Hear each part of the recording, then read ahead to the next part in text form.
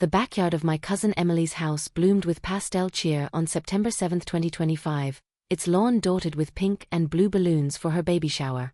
I, Victoria Bennett, lingered near a table stacked with frosted cupcakes, my fingers tight around a glass of sparkling water, a polite smile hiding a familiar unease. At 32, I'd forged a career as a freelance journalist in the city, but family gatherings always unearthed old tensions, whispers of deceit, lingering grudges. Today was meant to celebrate Emily's first child with her husband, Mark, yet my Aunt Linda's restless pacing by the punch bowl sparked a quiet alarm in me. Emily, 29, radiated warmth in a soft white dress, her 7-month pregnancy a gentle curve as she welcomed guests with Mark, a steady software engineer who'd been her partner for 5 years. Their 2-year marriage stood as a beacon in our often turbulent family.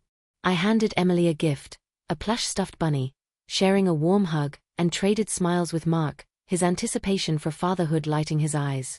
My parents chatted with relatives, and my brother, Liam, roamed with his camera, capturing the joy. But Linda, Emily's mother, hovered at the drink table, her hands shaky as she poured red wine, her gaze flickering to the couple with an intensity that set my nerves on edge. Linda, 55, was a whirlwind of charisma and spite, her dramatic outbursts a family fixture. Chat reiset Emily alone after a bitter divorce, her scorn for men are constant undercurrent.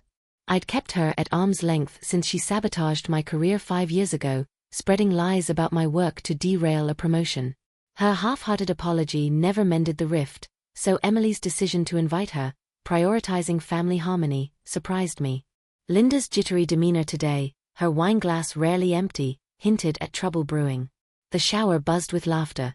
Guests pinned tiny socks on a clothesline game and scribbled baby name guesses, the afternoon glowing with hope. I mingled with cousins, dodging Linda, but her behavior grew unsteady. Her voice carried too far, her gestures sloppy. By 3 p.m., as Emily sat opening gifts, Linda stumbled forward, her wineglass tipping. Crimson liquid splattered the white tablecloth, eliciting sharp gasps. She laughed, a jagged sound, and fumbled for a cloth, her eyes fixed on Emily with unsettling purpose. Silly me, Linda slurred, but her stare didn't soften. Mark stepped up to assist, but she pushed him back, her hand quivering. The crowd stilled, sensing a shift, and my chest tightened. This wasn't mere drunkenness, Linda was poised to strike. Then, as if unleashing a long-held secret, she stood straighter, her voice piercing the hush. "You're all celebrating this perfect little family," she said, waving at Emily and Mark. "But it's a lie. That baby isn't Mark's." The accusation detonated, silencing the party. Emily's gift, a set of tiny mittens, fell to the grass, her face collapsing into shock. Mark froze, his eyes searching his wife's, hurt blooming in his expression. My parents gasped, and Liam paused mid-shot, his camera dangling.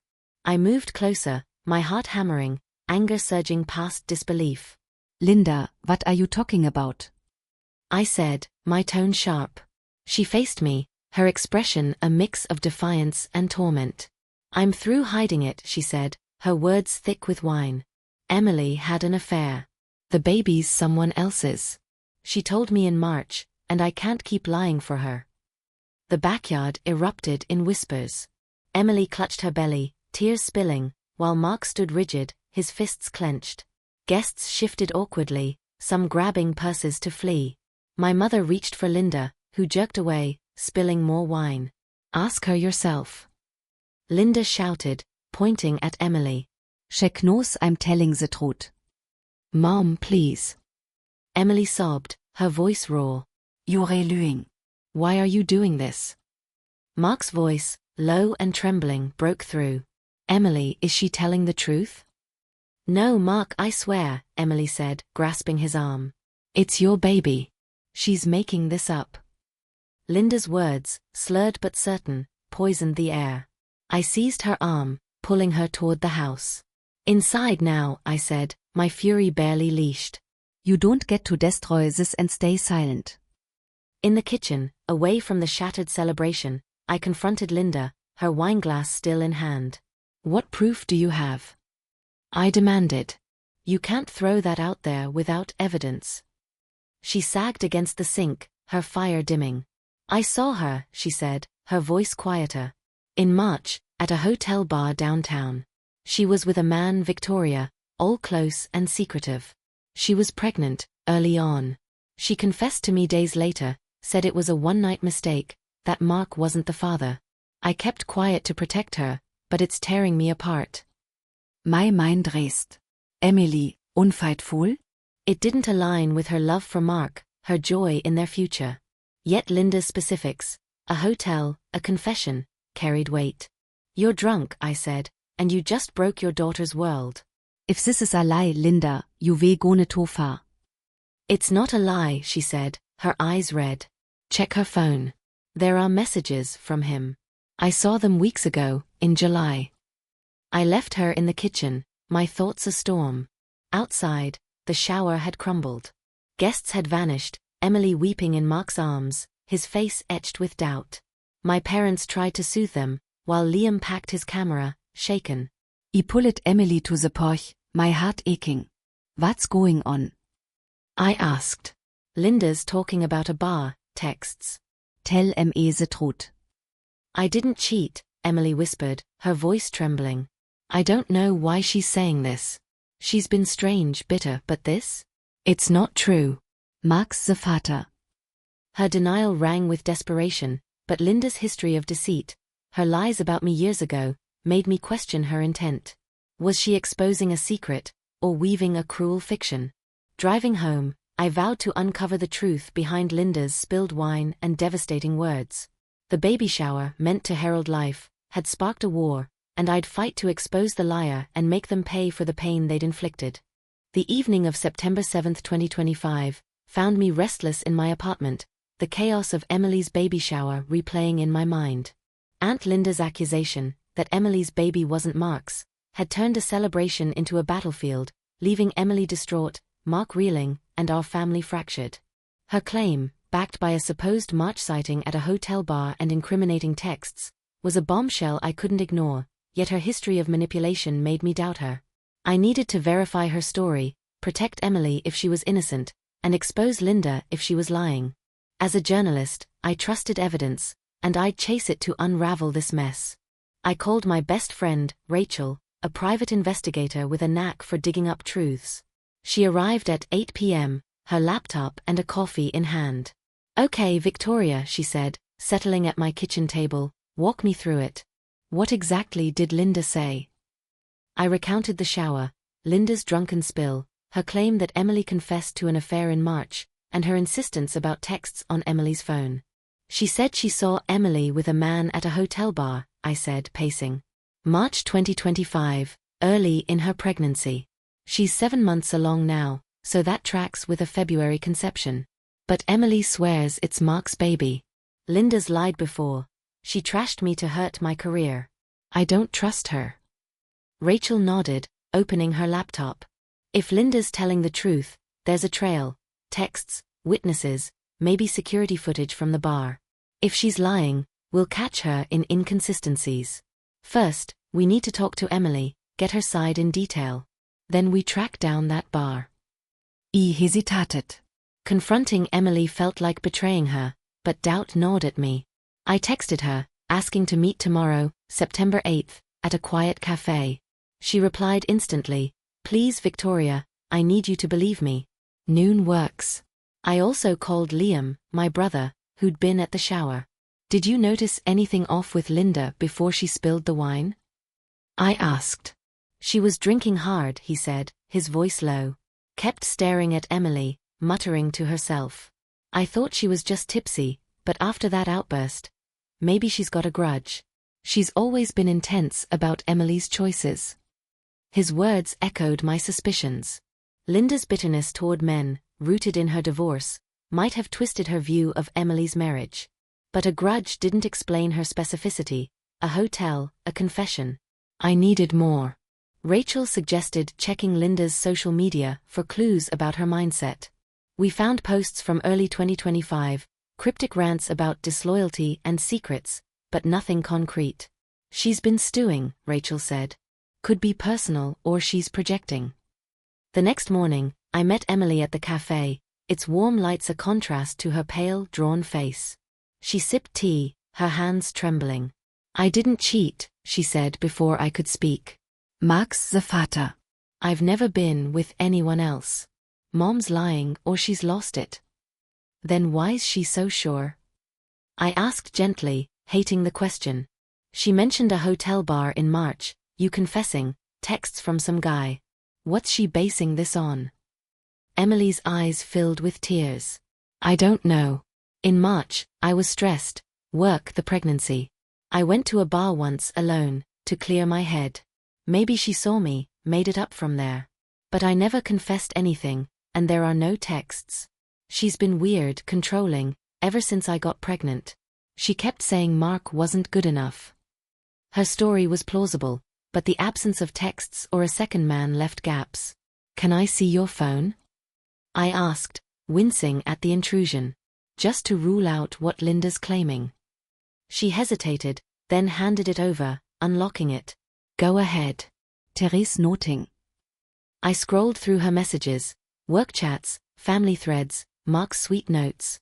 Nothing suspicious, no hidden contacts from March or July. Relief mixed with frustration. It cleared Emily but didn't explain Linda's conviction. Thanks, I said, returning the phone. I believe you, but we need to figure out why Linda's doing this. Eine Chance she's got so meeting against Mark. Emily shrugged, wiping her eyes. Maybe. She's always nitpicked him. His job, his family. But this? It's like she wants to ruin us.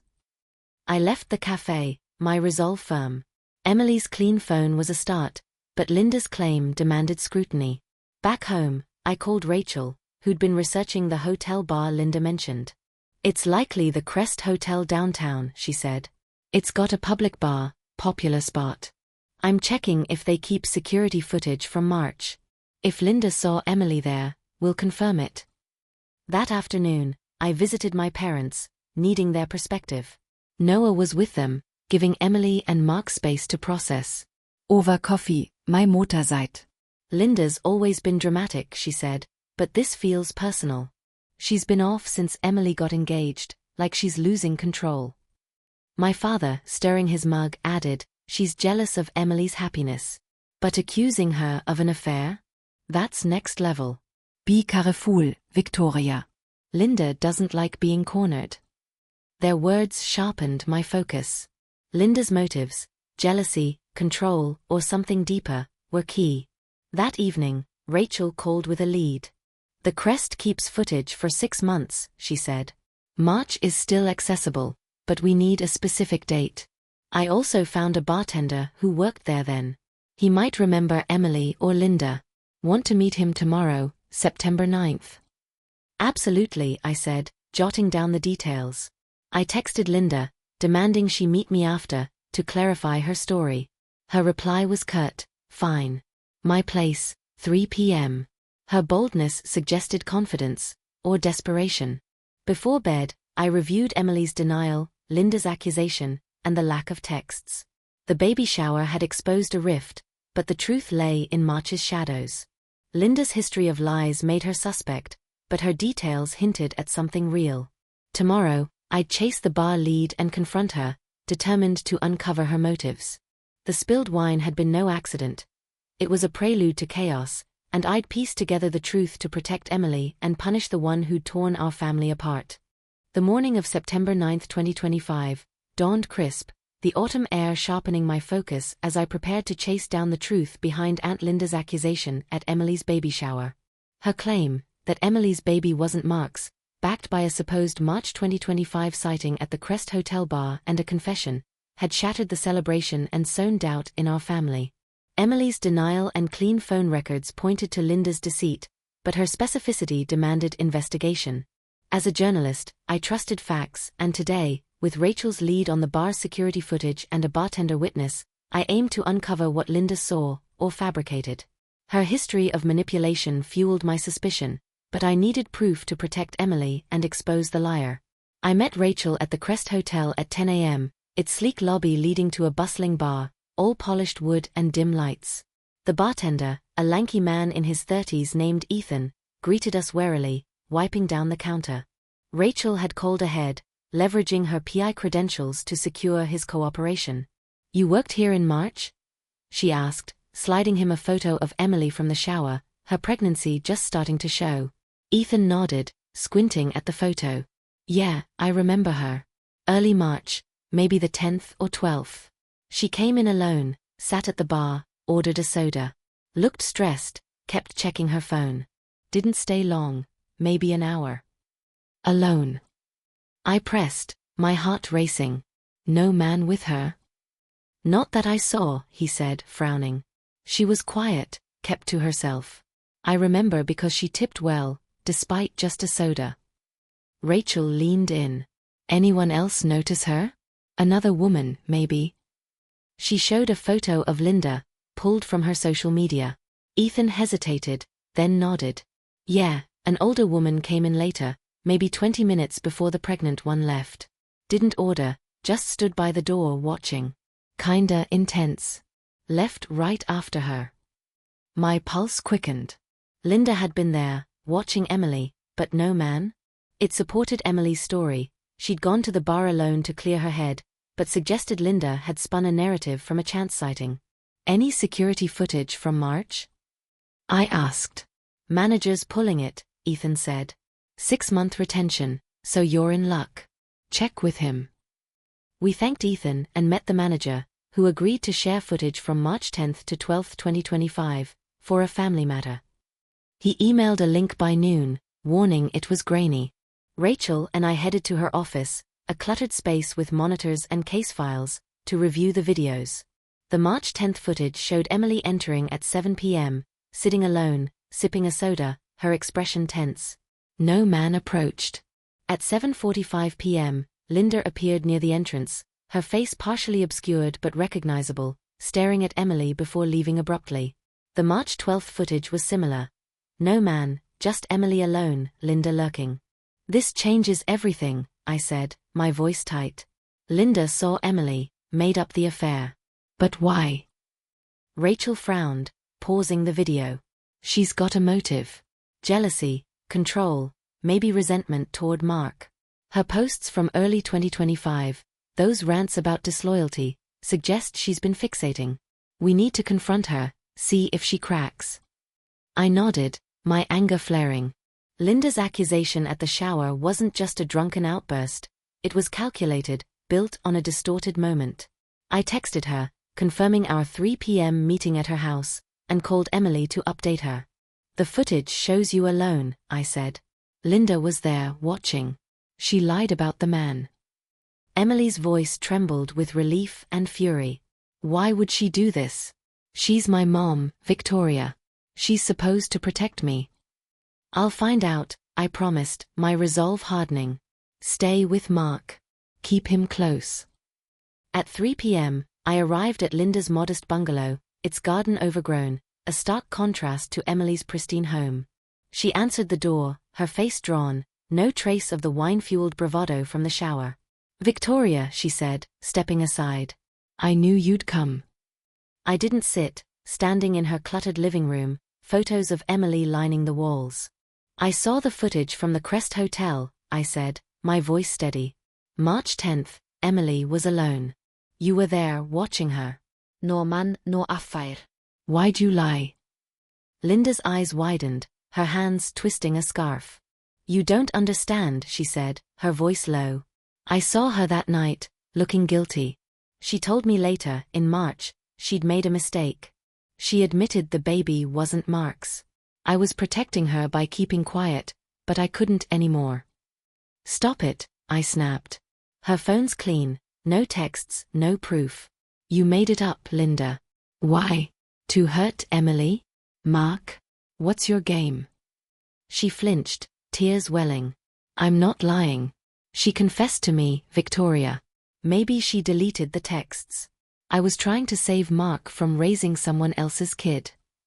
Her story was unraveling, her insistence desperate. You humiliated her at her own shower, I said.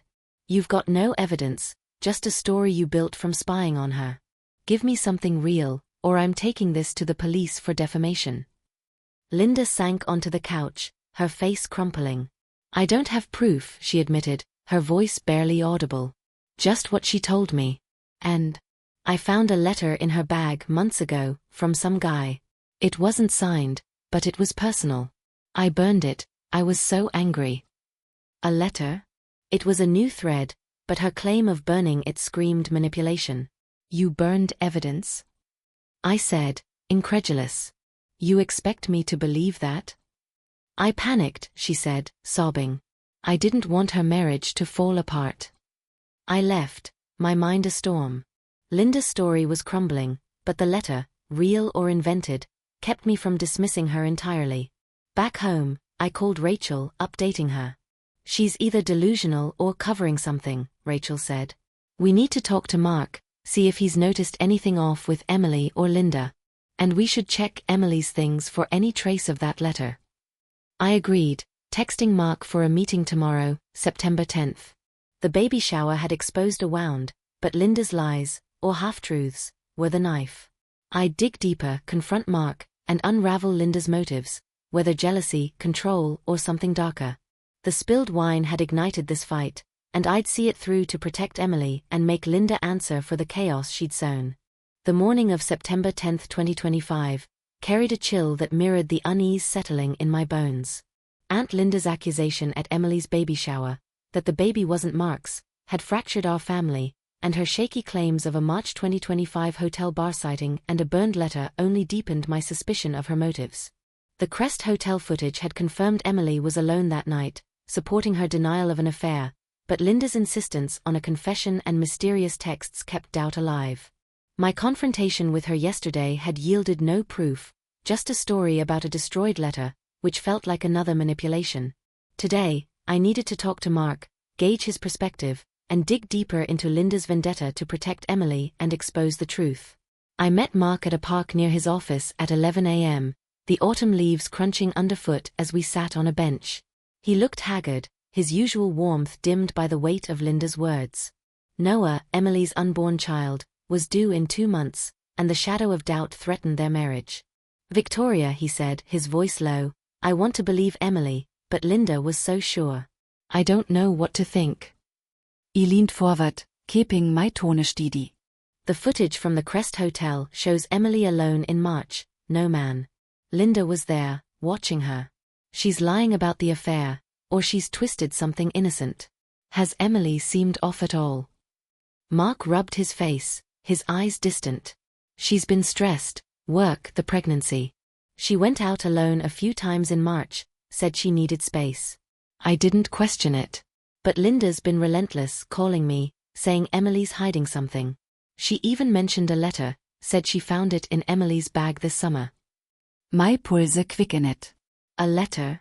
She told me she burned it. What did she say about it?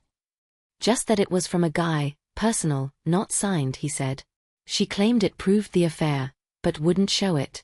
Said it was gone. Emily's where's Therese, no letter, no texts, nothing. I don't know who to trust. His pain was palpable, and I hated pressing him, but the letter, real or not, was a loose thread. Can he look through Emily's things? I asked. If there's nothing, we clear her. If there's something, we need to know. He hesitated, then nodded. Come by the house this afternoon. Emily's at a doctor's appointment. I want the truth, Victoria, whatever it is. I called Rachel, updating her on Mark's doubt and the letter. Linda's story keeps changing, she said, her voice sharp. Burned or not, we need to find any trace of it, emails, notes, anything. I'm digging into Linda's finances and phone records. If she's got a pattern of lying, we'll find it. At 2 p.m., I arrived at Emily and Mark's house, a cozy colonial still decorated with baby shower remnants. Mark let me in, his face tight as he led me to their study. Emily's desk is there, he said, pointing. Her laptop, papers. Check whatever you need. I'll be in the kitchen.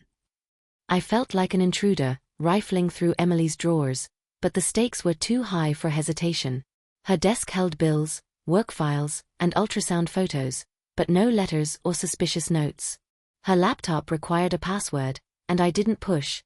Mark's trust was fragile enough. In a side drawer, I found a locked journal, its leather cover worn. My heart raced, it could hold answers. I called Mark over, showing him the journal. Should we open it? I asked. He nodded, his jaw tight. I have a spare key. She keeps it for personal stuff.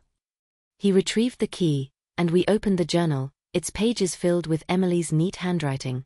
Entries from March 2025 detailed her early pregnancy, nausea, excitement, stress from work. One entry, dated March 15th, caught my eye. Met Mom at the cafe. She's acting weird, asking about Mark, saying he's not committed enough. I went to the Crest bar after to think. Felt alone, but it helped. No mention of a man or affair, just a reference to Linda's odd behavior. This matches the footage, I said, showing Mark. She was alone, dealing with Linda's pressure. There's no affair here. He exhaled, relief flickering, but his eyes stayed guarded. Then why's Linda so convinced? That letter, she was adamant. I closet the journal, my anger flaring. Linda's manipulating you, or she's delusional. We need to confront her again with this. I held up the journal, proof of Emily's truth. That evening, I met Rachel at her office, sharing the journal's findings. She'd pulled Linda's phone records, revealing frequent calls to an unknown number in July and August 2025, around when Linda claimed to have seen incriminating texts. This number's a burner, Rachel said. Could be someone feeding her lies, or she's using it to cover her tracks. I'm tracing it, but it's slow. I nodded, my mind racing. Linda's building a story, but it's falling apart. The journal, the footage. No affair, no texts. But the letter keeps coming up. If it exists, it's our key. On September 11th, I returned to Linda's house, unannounced, the journal tucked in my bag. She answered, her face weary, her eyes narrowing. Victoria, back to accuse Emily again. I'm here with proof, I said, stepping inside.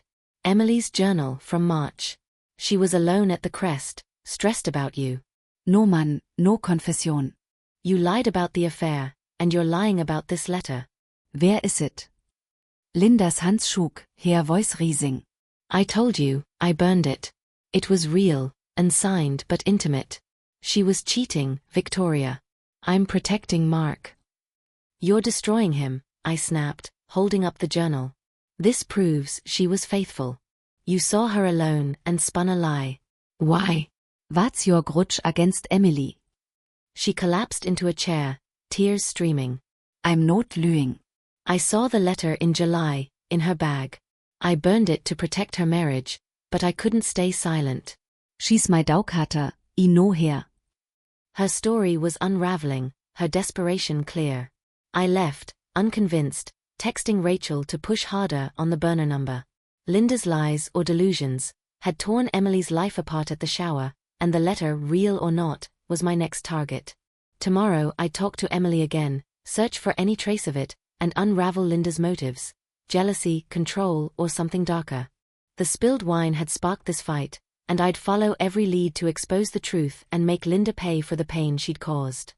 The morning of September 12, 2025, broke with a clarity that mirrored my determination to end the chaos sparked by Aunt Linda's accusation at Emily's baby shower.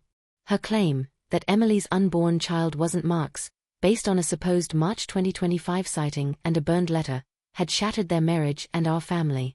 The Crest Hotel footage and Emily's journal confirmed she was alone that night, no affair in sight, and Linda's story about incriminating texts and a letter was crumbling. Yet her persistence, coupled with a mysterious burner phone number Rachel uncovered, suggested a deeper motive: jealousy, delusion, or something more sinister.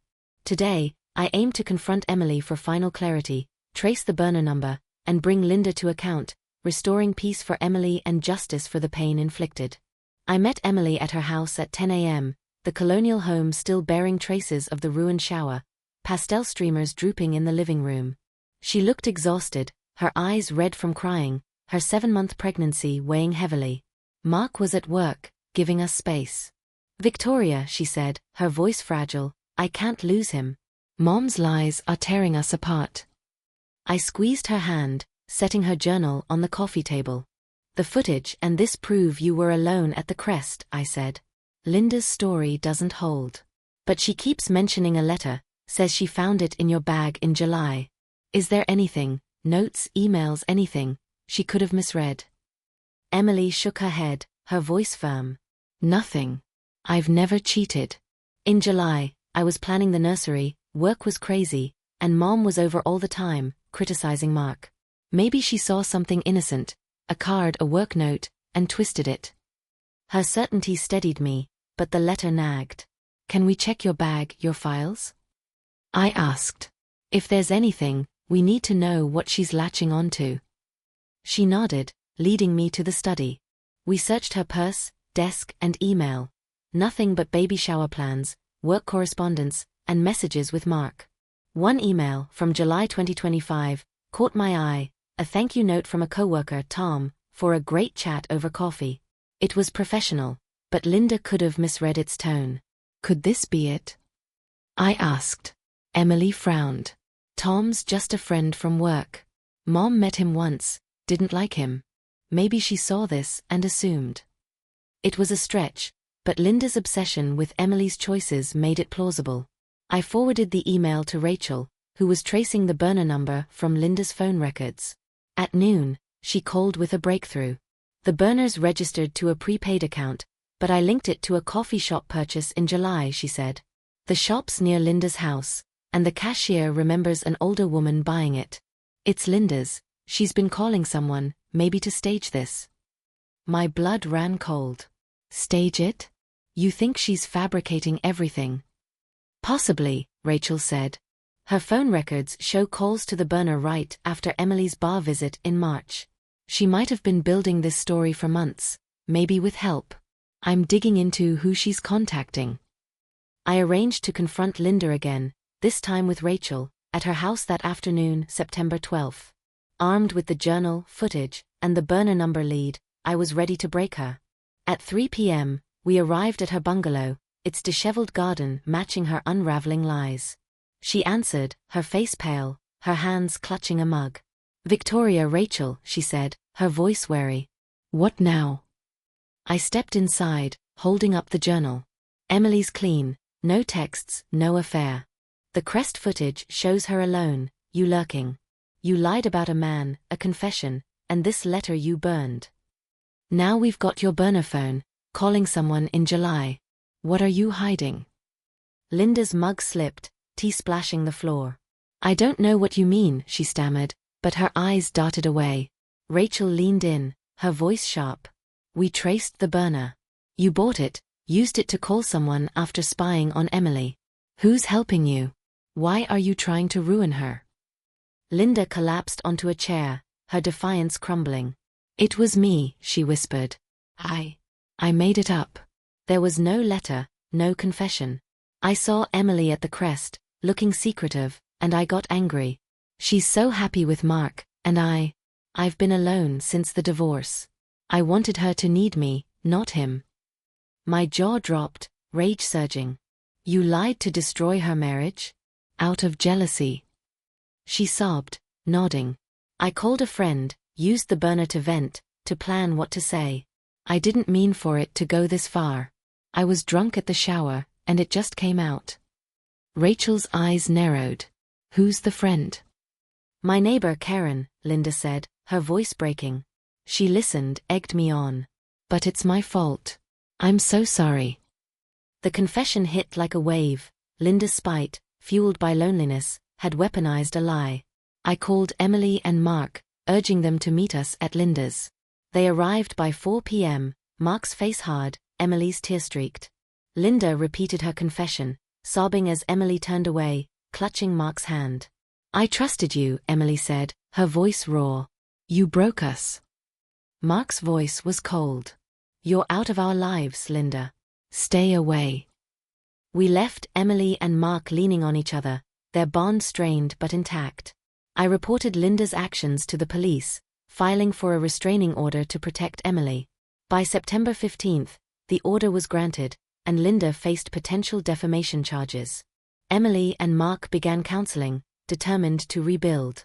I visited them on September 20th, Noah's nursery now complete, their love stronger for surviving the ordeal. The baby shower, meant to celebrate life, had been derailed by Linda's spilled wine and vicious lie, but it sparked my fight for truth.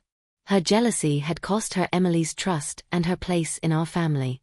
As I stood in my apartment, sunlight streaming through, I felt a weight lift. I'd exposed Linda, protected Emily, and restored their future.